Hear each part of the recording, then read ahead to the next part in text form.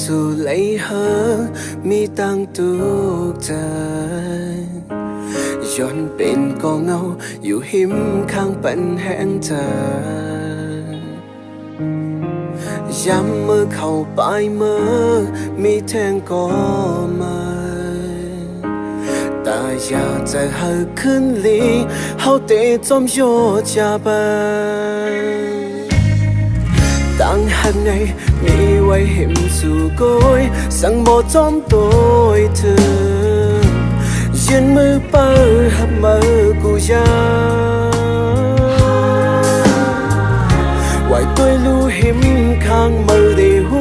ถึงก็เลยรีบดีเนอมาส่วนว่าตาวันโตกว่าก็จึงมีเงาเลยสู่นาปล่อยมันกว่าเสแต่สีจันไว้ย้อนสาง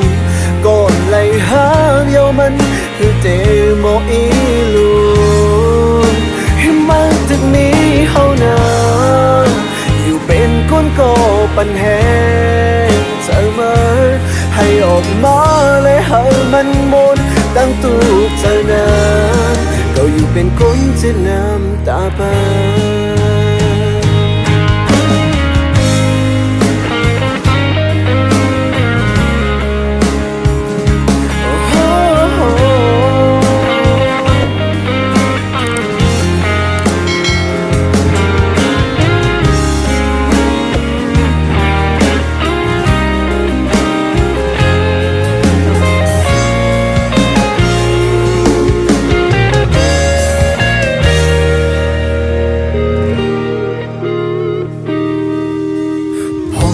สู่ไหลหา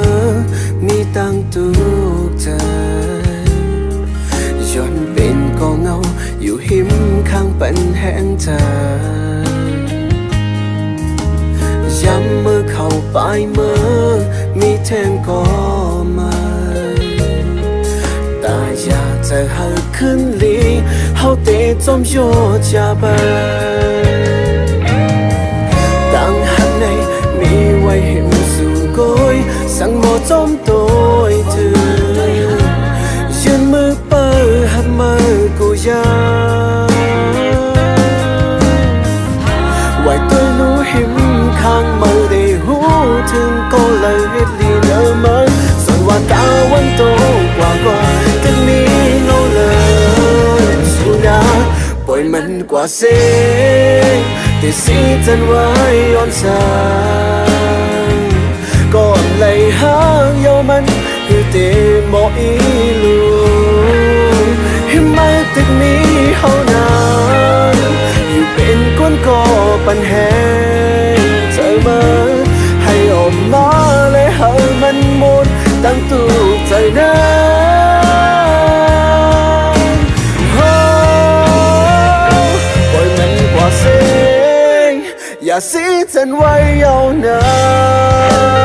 นก่อนไหลหาเยามันคือเตบ่อีลูให้มาถึงนี้เฮานา